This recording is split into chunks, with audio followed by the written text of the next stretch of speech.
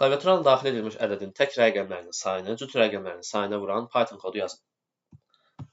Əvvəlcə ədədi daxil etməliyik.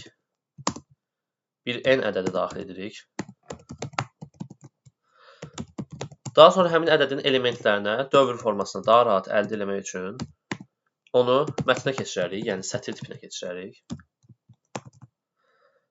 Tək və cütləri ayrı-ayrı saxlamaq üçün 2 ədəd bir siyahı yaradarıq. Sonrasında for dövrü başladarıq ki, həmin rəqəmlərə bir-bir əlçatanlığımız olsun.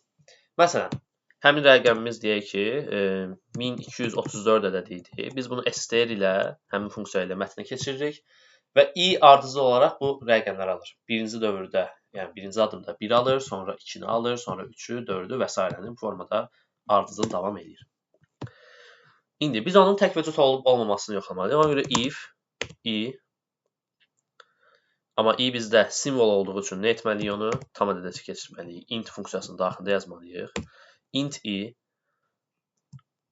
faiz 2 bərabərdirsə 0-a, yəni ki, onun 2-yə bölməsindən qalıq 0-a bərabərdirsə, bu nə deməkdir? Onun cüt olması deməkdir. Bu səfər onu nə edirik? Cütə daxil edirik. Cüt nöqtə append i. Baxın bu formada. Daha sonra əgər ki, yox, 0-a bərabər deyilsə qalıq, bir hal var, 1-ə bərabər olduğu hal. O da zaten tək olması deməkdir. Bu səfər də təkə daxil edirik. Tək nöqtə append.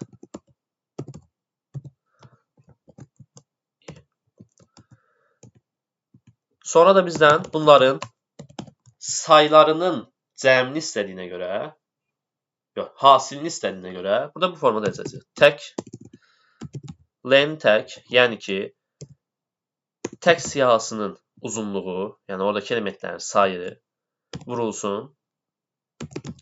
Len cüt.